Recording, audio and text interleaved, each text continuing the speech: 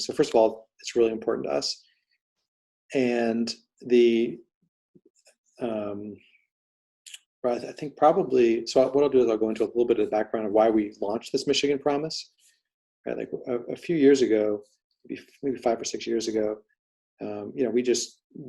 everybody says they have diversity, equity, inclusion as a value, and like we wanted to look at the data and see how we actually did, and we weren't doing as well as we wanted to do, so we decided that we wanted to be intentional about that, and so that was the genesis of all of these Michigan Promise portfolio programs, and I think the recruitment committee is probably the best tool that we have, and we actually, as scientists, we believe in data. So if you go to PubMed, you can actually look at the first few years of our program. We published the results in the AAMC journal. It's academic medicine.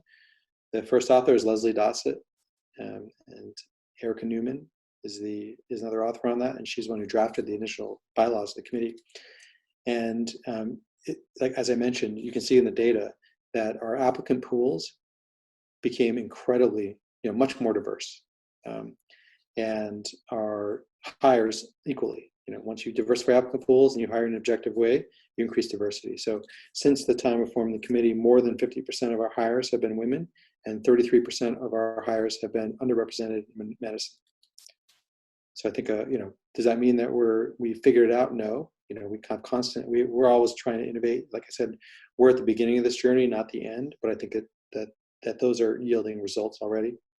I will say, one of the most powerful stories that I like to tell is of Gifty Kwachki, who's she's been here a few years, and she interviewed here because to kind of network at Michigan, but wasn't necessarily thinking about moving here until she went into the recruitment committee room and saw, as a Black woman, people that looked like her around the table, and that there were residents around the table, that we were listening to their opinion, and that there was just a sense of intentionality to take objective hiring seriously and to thereby increase diversity. So she came and joined the faculty here, but she tells the story much better than I do, and it's pretty powerful that just intentionality in this domain goes a long way. And she's now taking over our clerkship. She on her first year here, she won our student teaching award, is everybody's favorite faculty member, and was the best candidate coming out on the job market that year in her specialty, like by far. Like we were really lucky to get her, and I don't think we would have gotten her if it wasn't for the intentionality of the committee and recruiting. So I think that's one thing that we're doing. On the resident side, I mean, I think you guys will see when you come through firsthand that we we'll ask you a lot of similar behavior-based questions, and every faculty member will have one. We'll have a different one, and we evaluate in a very objective way.